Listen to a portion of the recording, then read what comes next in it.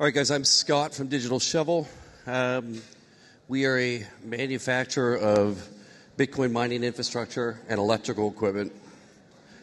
Bitcoin mining shipping containers are dead. Pretty bold statement for a company that historically built shipping containers and turned them into Bitcoin mining data centers. But before that, I'll give you a little bit of background of our company. We started in 2016.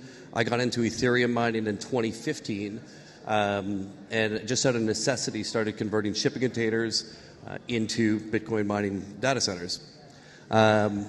We've grown now to 56 full-time staff, over 85,000 square foot of manufacturing facility. We're completely vertically integrated, so we do everything from the raw sheet metal manufacturing, PCB assembly, all the forming in-house, full robotic welding division as well. And now we've even moved into assembling our own electronics with our in-house PCB assembly line. Like I said earlier, we got our start cutting apart shipping containers like many other manufacturers did.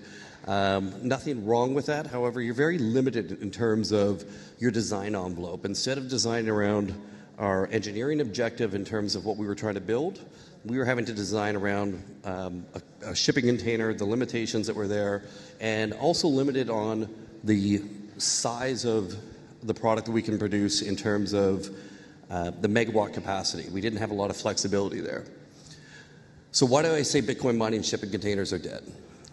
In 2020, we launched a new line of product, which was a modular unit that could be scaled up or down depending on the size of your site. We did that because of our vertical integration that we have and our manufacturing capabilities. Previously, we didn't have a full metal shop. We didn't have a forming line. We didn't have all these other abilities. We had to rely on an existing structure and retrofit that. And where do these benefits come from when I'm talking about the modularity and scaling up and down?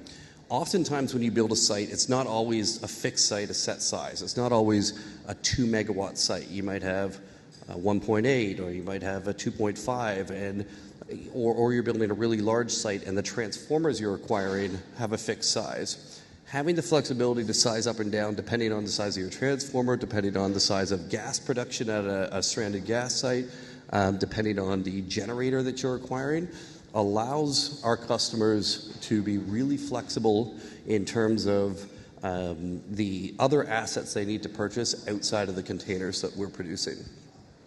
So we created the mini pod, and now today we're announcing the new and improved version 3 years later that we've done a variety of upgrades on, which is the S300. So you have these modular blocks that can then be scaled up and down depending on the size of your project. If the video is going to play, there we go. Depending on the size of your project, as you need it. So we make one single unit, we get massive economies of scale as a result. And more importantly, if I'm doing natural gas flare mitigation or something like that, those wells are not always producing at the same amount.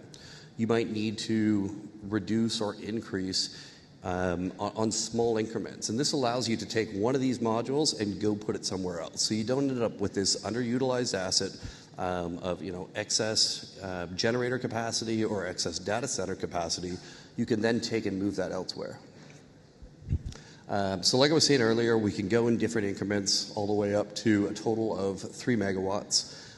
We've produced over 1,000 of these units that have been shipped into the field. The new unit just came out now, the S300.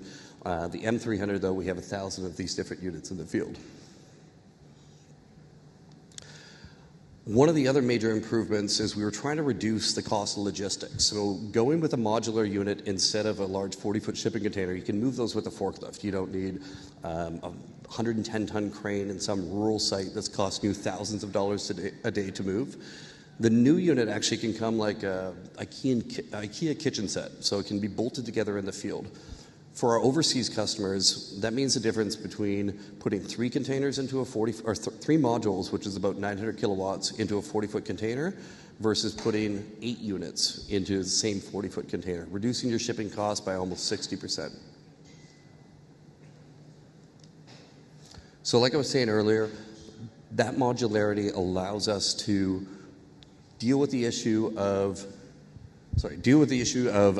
increasing or decreasing capacity on an individual site moving modules from different areas, changes in your electrical configuration, whether it be a generator or a transformer that needs to move. You have that modularity to be able to do that, which wasn't available in the space prior to this. Same goes with generator replacement. So if you're on a stranded gas site, you had a 900 kilowatt generator originally, it goes down, it's going to be 9 months to replace that and 12-month lead time to buy a new one.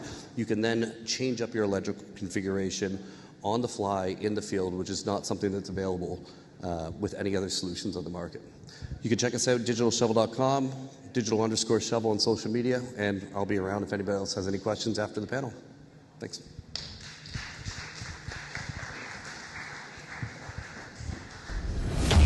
Thank you, Miami, for the last 3 years in this amazing city. The whole world shut down, but Miami welcomed us with open arms.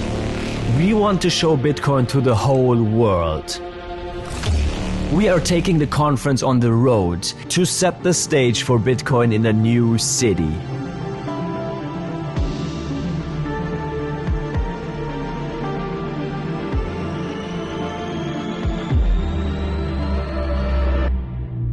Nashville. Bitcoin 2024 is coming to Nashville in Tennessee, a city that is known as a music and freedom city. Bitcoin 2024 in Nashville from July 25th to 27th.